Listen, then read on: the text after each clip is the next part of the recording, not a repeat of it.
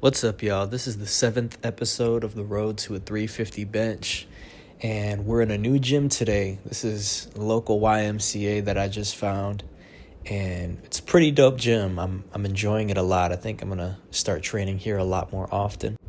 But today I wanted to talk about some cues you can follow or some quick tips when it comes to training to failure.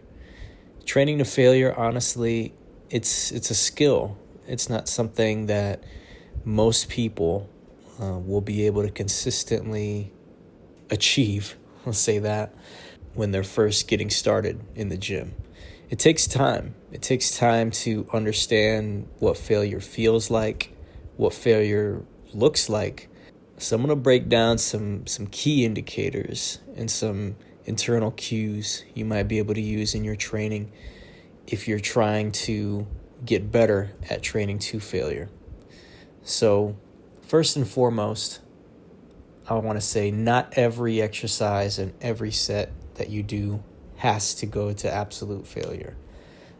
To believe that, I think, would be unwise and potentially unsafe depending on the exercise. Not everything you do needs to be taken to failure, but a good amount, or I would say a good majority of your movements that are not, one of the big three, like a squat, bench, or deadlift, should be taken to failure.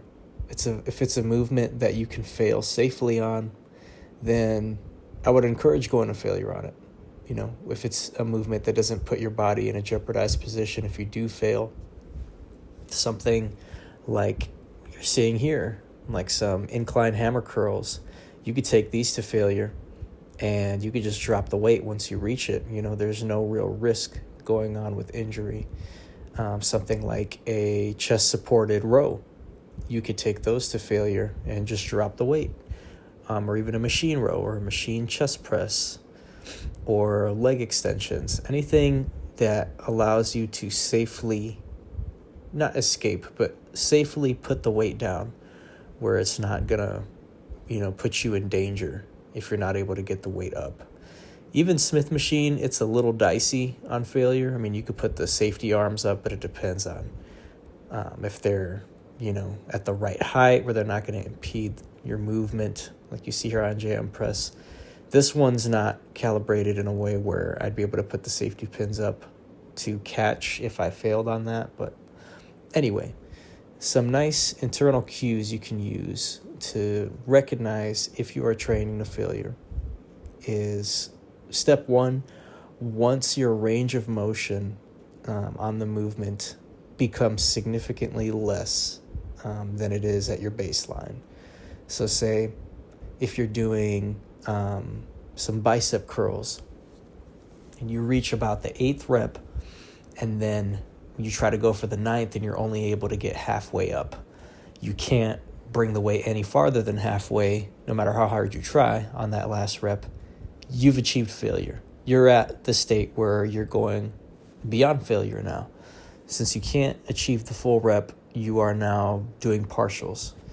And so if you continue to crank out reps with that half range of motion with those partials, you're going beyond failure.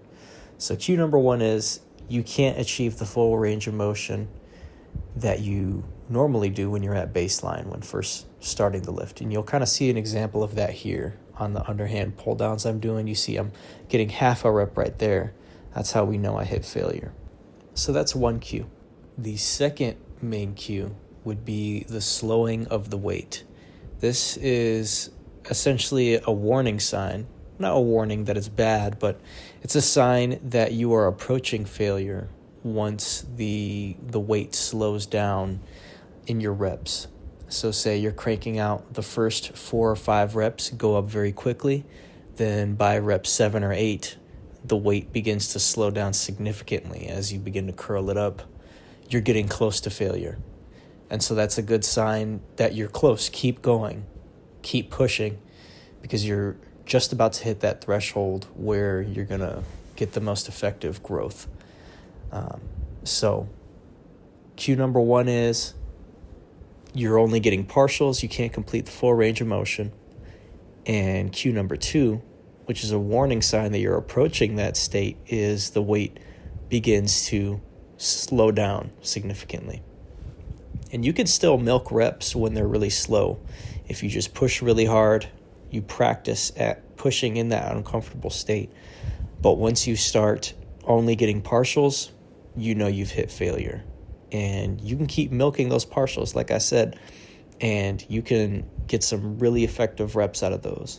So pay attention to those two cues as you move forward in your training. And training to failure is very uncomfortable. Your body does not want to grow, but that's the purpose of going to failure. You are forcing the body to adapt, but you only want to do this on movements you can safely fail. But that's all I have time for today, y'all. I'll catch you on the next one.